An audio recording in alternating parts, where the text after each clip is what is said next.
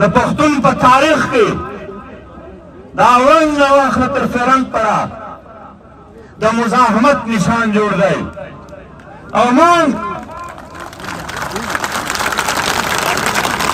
یوازې څه نه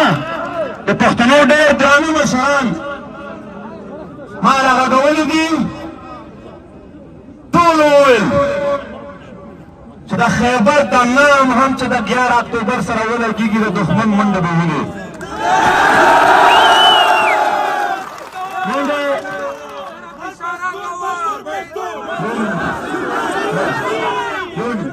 زه د خیبرو مشرانو ته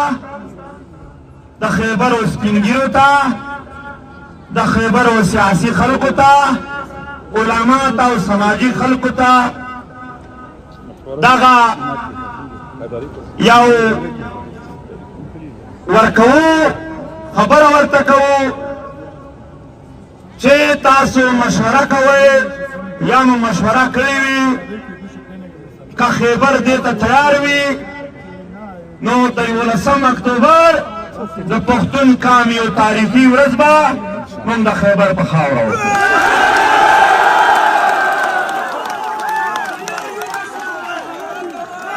یو خبره خریمانه ده د سپینګیري انا د ځوانانو لږ خبره واورئ د سپینګیرو ته خبره کوم ځوانانو ته هم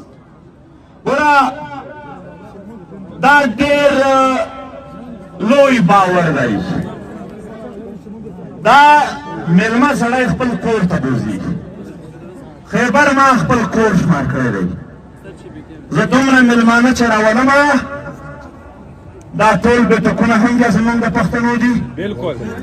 دا بدلي دا سپینګیري به زه بیا نور په 11 اکتوبر په انتظاماتو نه غږېږم هغه بیا ستاسو کار شو زه پښتانه راټولوم د ټولو پښتنو د نر او ښځو د ماشومانو او د سپینګیرو د ځوانانو د ټولو یو ارمان دی چې پښتانه د په یو ځای سره کښېني بس راغواړم یې زه انتظامات بیا تاسو ورته کوئ په دې کې به په خیبر کې افریدای شینواری ملاګوری یقینا دوی به په دې کې شلمانی په دې کې به خامخا په یو ځای ناستای کوي ځکه چې تاسو ته یوازې د یو سیمې خلک نه دي روان د یو ګوند د یو پارټۍ خلک نه دي روان د تحریک خلک نه دي روان د ټول قام د هرې ضلعې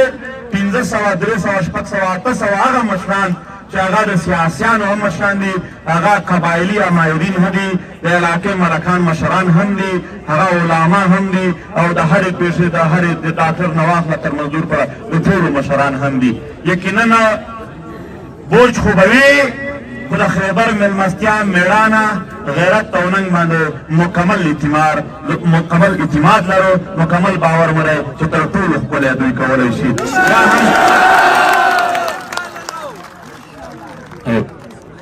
او یوازې جمرود تحصیل نه بلکې د باړې او د لنډي کوتل تحصیل و مشرانو ته هم زموږ ملاګوري شلمان چې څومره هم دي ټولو ته مو پیغام دی چې هغه په دې کې دننه د یووالی وښایي او د خیبر دغه تاریخي اعلان په داسې یو ذمهواري سره خپل انجام ته ورسیږي چې 300 کاله پس هم پښتون په خپلو کې